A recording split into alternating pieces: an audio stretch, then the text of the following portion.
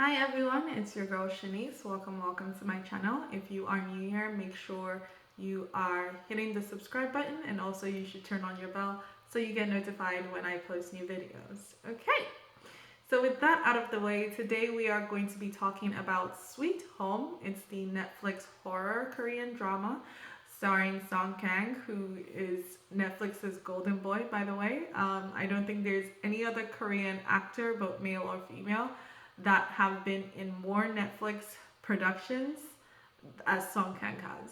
All right, and you can fact check me if I'm wrong, but it's starting to look that way, isn't it? He is in everything Netflix does, and Sweet Home is no exception. All right, this is our first, I believe, the first 3 season horror Korean drama Netflix has ever done. And yeah, I think the only other Korean drama with multiple seasons that they did was more on the romantic side. So this drama started in 2020, the first season. And when it first came out, my friends and I, we did a watch party to watch it. And, one thing I said back then, and I stand on even more strongly now, is that Korean dramas should not be like Western dramas. They should not have more than one season. Okay, I say this because multiple seasons, I've noticed, degrades the plot. It just doesn't work out. And with Korean dramas, I love them because the writer has a plot they have to do, and they figure out how many episodes it's going to take to execute the plot, and they do just that many amount of episodes.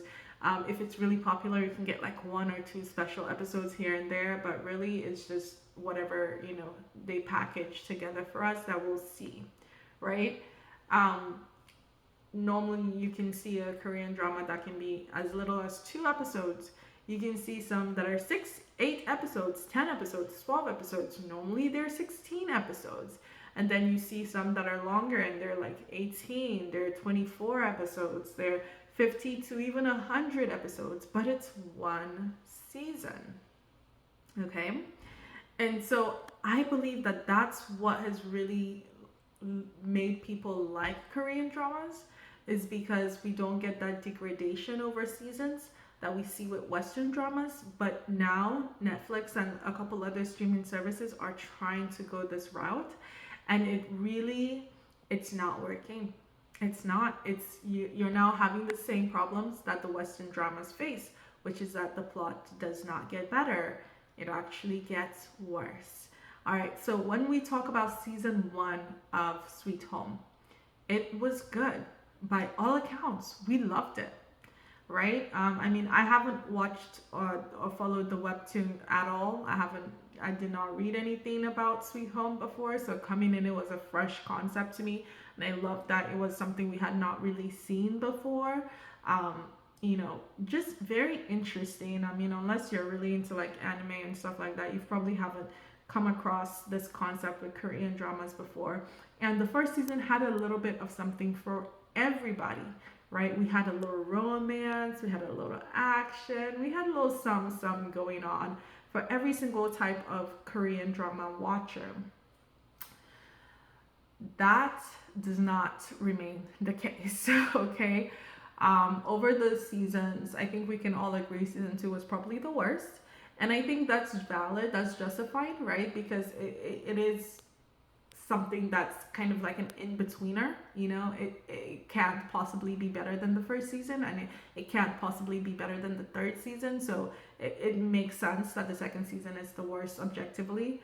But I really felt like the third season should have at least lived up to the first season standards, and that it does not do.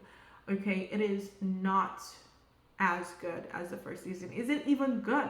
Is really what the question should be. Or is it that we're just glad that it's over? Let me know in the comments.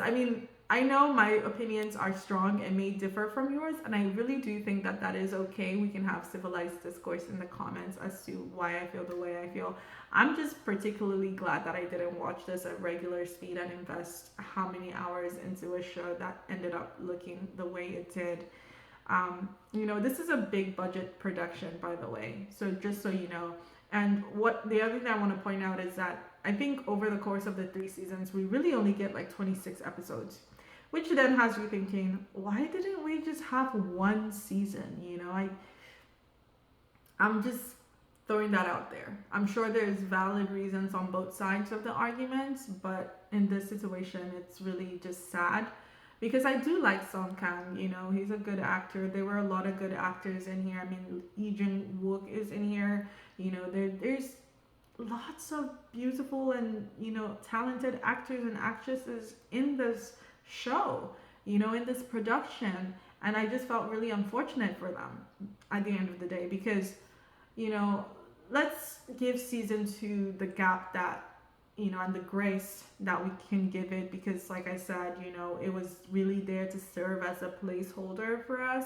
And it brought in all these new characters that we couldn't really care so much about. And we had to say goodbye to some other characters that we'd grown to be attached to. So there was really no way that season 2 could really be better than season 1. It didn't live up to season 1 standards either. And then now we have season 3, and you're just like, okay, this is the end, right? Like, let it be good. Let it be a good, solid ending that justifies 4 years spent on this, right?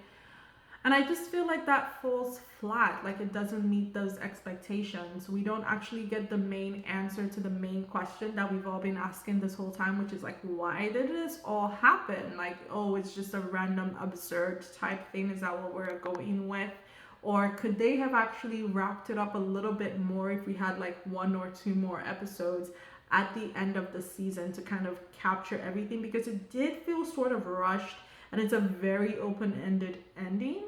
And I'm normally okay with that as long as there's like plot holes, addressed and things like that. But I feel like if anything, right before the thing ends, we get a whole new plot line that is not even explored. I mean, neo-humans, like, we don't really, it just really feels like, oh, slapdash, here you go, it's done. And I think that for something that, so much money went into, so much time went into, we deserved a little bit better. There is not really anything, I feel like, for romance fans. It's all very just, like I said, haphazard, slapdash, Season 3 does not live up to season 1. The show, I don't think, is worth the time. I don't think we get a good return on investment for the time spent here on the show. So it's not one I would personally recommend to anybody.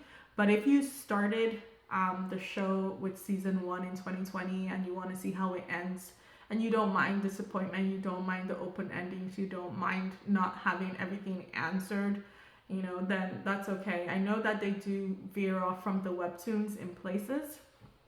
So even if you are familiar with the webtoon, maybe you just want to watch and see what happens, then do it. But I'm never going to put my name and my recommendation behind something that I just feel like didn't, justify the time spent.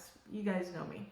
So let me know in the comments, what did you think? I'm very interested to hear other people's opinions because I was disappointed, but I feel like maybe, horror fans or fans of, this types of shows or the webtoons, maybe you have a difference in opinion than me, and I'm very interested in hearing what you all have to say. Let me know in the comment sections, and I would love to read them. Let me know what other shows you want me to react to or review, and I would be happy to do so. In the meantime, don't forget the Healing Streams Love Healing Services. I don't know if you can actually see the shirt that I'm wearing, but the Healing Streams Love Healing Services with the man of God, Pastor Chris Oyakilome, is going to be happening on Friday the 26th of July to the 28th.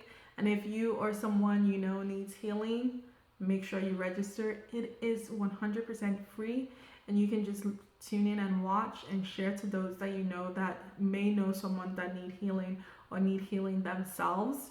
Like I said, it's free to them, and I'll have the link in the description box so you can share it, and I'll also include a link to testimonies so that you know it is not a scam. It is real. Healing is here, and healing is real. So thank you so much for sticking with me through that. I love you all so very much, and I can't wait to read the comments that you all have for me. Bye bye.